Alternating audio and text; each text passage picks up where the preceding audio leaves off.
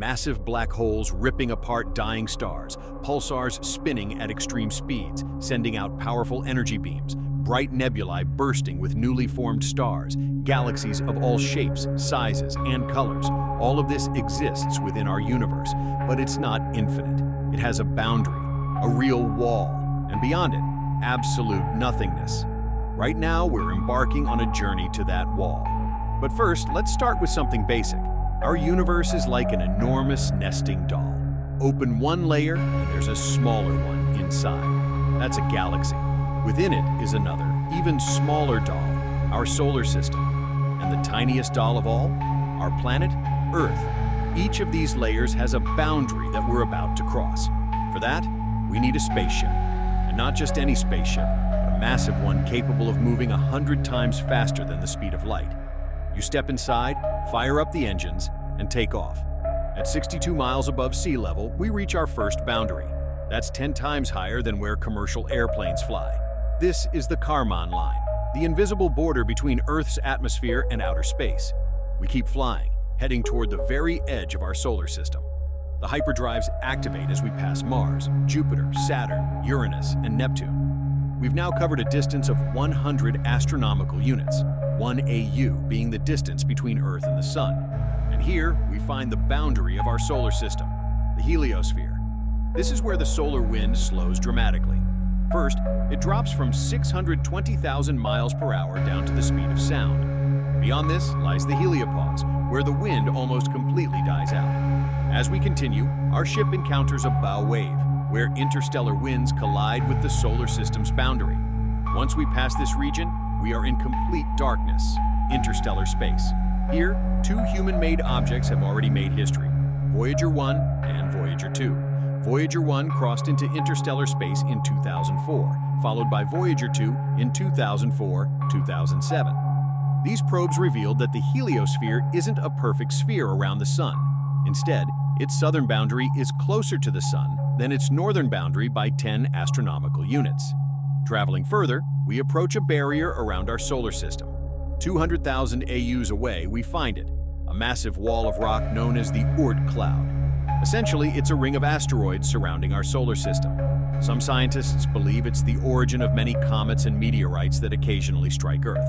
However, the objects here are so spread out that we can easily maneuver between them. Now we're in absolute darkness.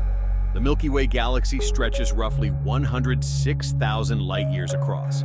Using a conventional rocket, crossing that distance would take billions of years. But we push the engines to the max, racing past stars and planets like we're on a cosmic highway. Within minutes, we reach the very edge of our galaxy. Here, the interstellar wind vanishes. All that remains are distant glowing dots, gigantic galaxies.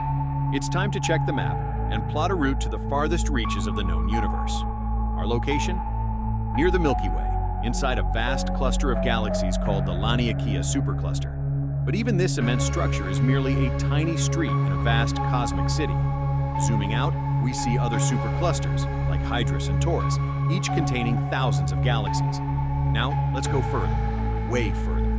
This is our entire observable universe. For a long time, we assumed it was infinite, but recent discoveries suggest that's not the case. About 10 billion light-years away, there's something that challenges our understanding of the universe. Even traveling at light speed, reaching it would take twice as long as Earth has existed. By then, our sun would either have faded or exploded in a supernova, wiping out our solar system entirely.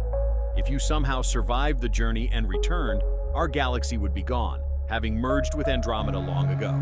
Luckily, our ship can warp space-time, allowing us to make the trip in mere seconds. Boom! You've arrived at your destination, the Eridanus supervoid. Some scientists believe this massive void is evidence that our universe once collided with something colossal. This cold, empty region stretches across 1 billion light-years. If it were a cup, it could hold at least 10,000 galaxies. And what was the force that created this enormous void? Another universe. Yes, multiple universes might exist. Picture our universe as an enormous bubble containing all the galaxies we can observe. Now, imagine an infinite number of these bubbles. They might have formed during the Big Bang, each a separate universe with its own stars and galaxies. Some of these bubbles could be parallel universes, meaning every choice you've ever made played out differently elsewhere. If you picked cereal for breakfast today, your parallel self might have chosen oatmeal. If these bubbles ever came close enough, their gravitational fields would interact. The walls of both universes would stretch toward each other. Eventually, they might even make contact. As they moved apart, one universe could tear away a massive chunk of the other. That's how the Eridanus supervoid may have formed. But how do we know the universe has an edge? Imagine a basketball floating in space. If you placed an ant on the ball and told it to find the edge, it would walk endlessly in circles, never encountering a boundary. That's because the ball's surface looks the same from any point of view. The same thing happens when we look for the edge of the universe. No matter where we look, the cosmic horizon remains the same. We're trapped in a limited three-dimensional view. But what if we could perceive the universe in 4 dimensions? A simple square might transform into something completely different. Perhaps the only way to escape our universe is through a black hole. These mysterious objects warp space and time so intensely that once you enter, escape is impossible. Some theories suggest the existence of white holes, the opposite of black holes. While nothing can escape a black hole, nothing can enter a white hole, and some speculate that black holes might serve as portals between universes.